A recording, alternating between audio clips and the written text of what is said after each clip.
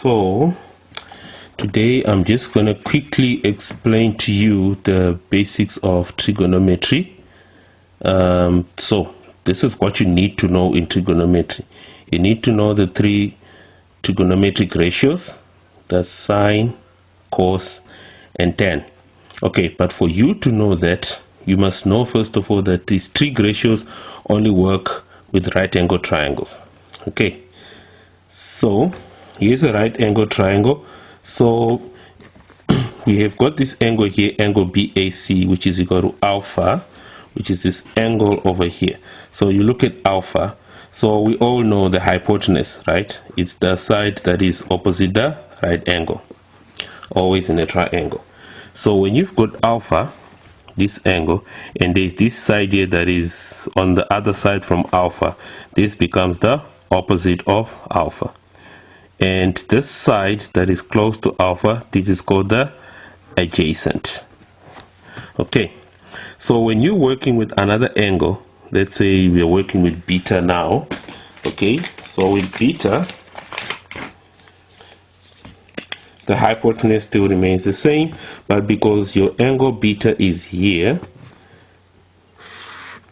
that will become the opposite of beta, and for beta that will become the adjacent. Okay, remember that. So what you must always remember is these three ratios. The sine is the opposite over the hypotenuse. So when you're finding the sine of alpha, it is going to be the opposite, which is BC, over the hypotenuse, which is AC. So whatever length you're given on BC, you divide that by whatever length you're given on the hypotenuse AC. Okay, so for you to find the cos, you are going to find the adjacent, which is this side here. So in this case, the adjacent is AB, so that will be AB divided by the hypotenuse, which is AC. And for you to find the tangent, the tan, you're going to take the opposite side, which is BC, and divide by the adjacent side, which is AB. Okay, so now this is for alpha.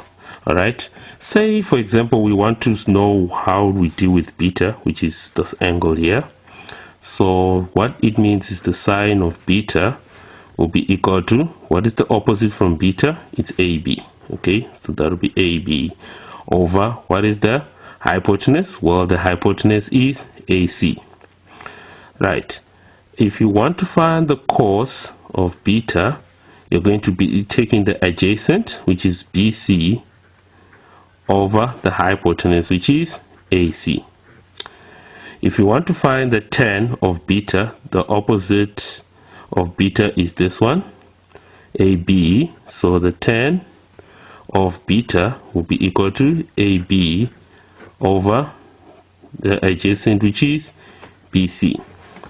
That is how you find sine, cos, and tan.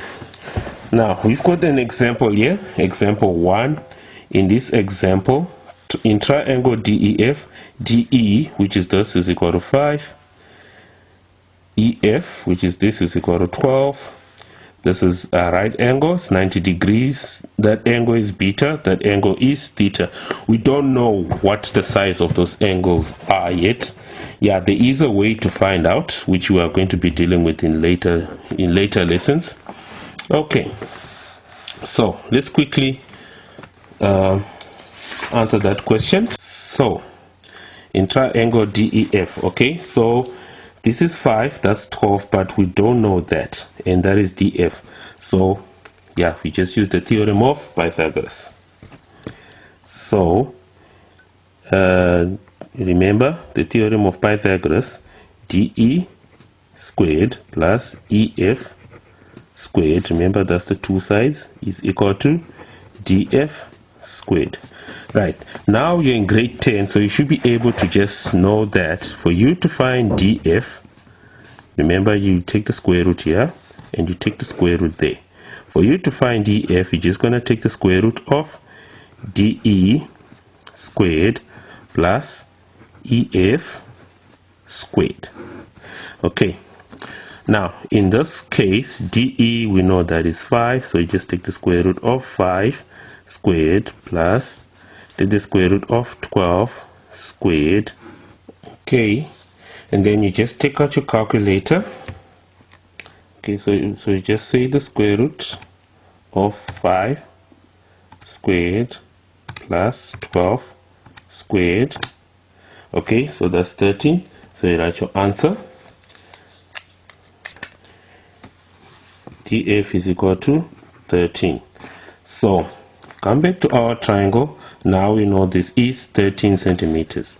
Okay, now what do they want us to find in part B? Well, we are supposed to write down the value of sine, write down the value of cos, write down the value of tan. We can now do that. Now for you to be able to remember these trig ratios, I will recommend a certain word. So ka to wa. Now why would you write something like this?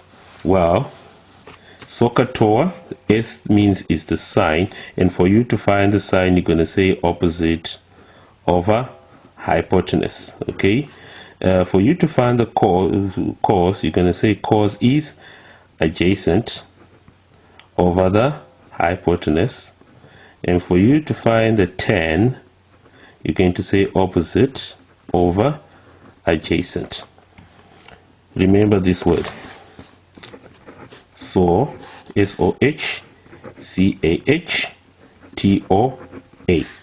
Very important for you to memorize this. It will help you a lot. Okay, so let's go back to our question now. What are we supposed to find? Okay, so we're supposed to find the value of sine theta. Which one is theta? This one is theta. Right, from theta, that's the opposite, because it's the other way around. So the opposite is 5. The hypotenuse is there because there is the right angle, so the hypotenuse is 13. So what it then means is that the sine of theta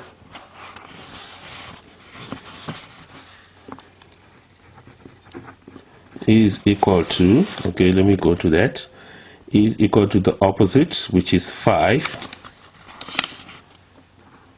over the hypotenuse, which is 13.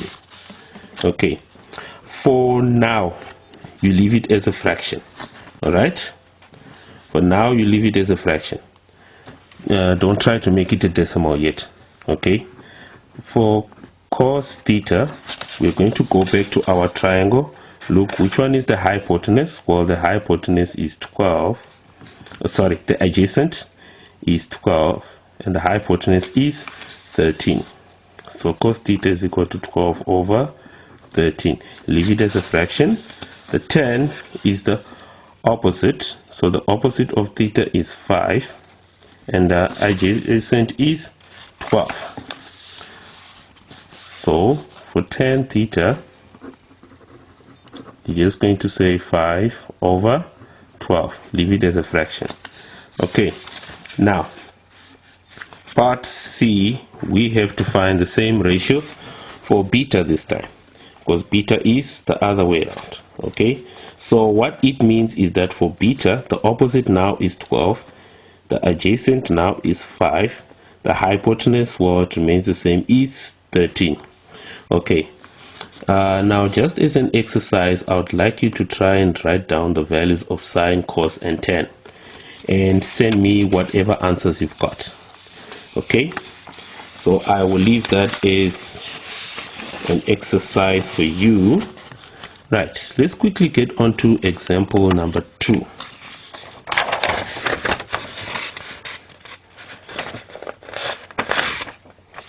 Okay, example number 2. Right, we've got these two triangles here. So what are we supposed to find? First of all, we are supposed to find the tan of Q. Which one is Q? There is Q. What do we need for tan? Okay, so let's remember our little word that we just learnt. SOHCAHTOA. Okay, What do we need to find the tan? We need the opposite and the adjacent. There's Q. What is the opposite? Wait, we don't know this side. But we do know the hypotenuse is 15. We do know the adjacent is 9. Okay, so we're just going to use our theorem of Pythagoras to find that. Alright? So we're just going to use our theorem of Pythagoras. So QR squared is equal to PQ squared plus PR squared. Okay, what values do we have? Well, the value of QR, we have it. It's 15 squared. The value of PQ, yes, we have it. It's 9 squared. What we don't have is PR squared. And that's what I need to solve for. So obviously I'm going to take 9 to the other side. So that means 15 squared minus 9 squared is equal to PR squared. Okay, take the square roots. So remember, it's on the equal side. I can write any side of the equal sign. So PR is equal to, okay, take out your calculator. So it's 15 squared minus 9 squared equals 12. Okay, so that means PR is 12. So we now know what our other side is. It's 12. So now we can easily work out the tan of Q. So the tan of that angle Q over there is equal to the opposite, which is 12, over the adjacent, which is 9. I think we can simplify this fraction. Yes, we can. And this becomes 4 over 3. Okay, for now, leave it as a fraction. Alright. Now, here we've got another question where we've got 25 here, we've got 7 here, and we're missing that side. So obviously you're going to use your theorem of Pythagoras to find that side. And when you do find that side, you can see that's the adjacent of V, and this is the hypotenuse. Okay, so let's quickly solve that question. Alright, so by now I'm sure you've already picked it up. Whenever you're dealing with a right angled triangle, if you're looking for one of the sides, that means you're going to subtract your squares and then take the square root. Otherwise, if you're looking for the hypotenuse, then you're going to add your 2 squares and then find the square root. So because here we know the hypotenuse, remember it's opposite the right angle, it's 25. We know one side is 7, so we need to find the other side. So in order for me to find SV, because we don't want to, listen, in the exam you don't have time to try and show the whole steps of Pythagoras theorem all over again, right? Because, well, in grade 10 the markers know that you know Pythagoras already, so there's no point really. So just do your calculation straight away and just take the hypotenuse, which is 25 squared. Yeah, be careful to start with the hypotenuse always, minus the one side, which is 7 squared. Why are we minusing? As I said before, because we're looking for one of the sides. Okay, so we can just take our calculator. 25 squared minus 7 squared is equal to 24. Okay, so we write 24, so that means that side is 24. It's easy for me now to get the cos of V. Right, remember the cos is the adjacent from this angle, because remember the 7 will be the opposite. So the adjacent is 24. The hypotenuse is 25. Okay, so there's some exercises. This is lesson 1, Introduction to Trigonometry, on the notes that I've just sent you. They're also there on the Google Classroom. So there's an exercise just after that. Please work out that exercise, because with maths you get better when you practice. So work out that exercise and then let me know if you got the answers. Thank you for watching.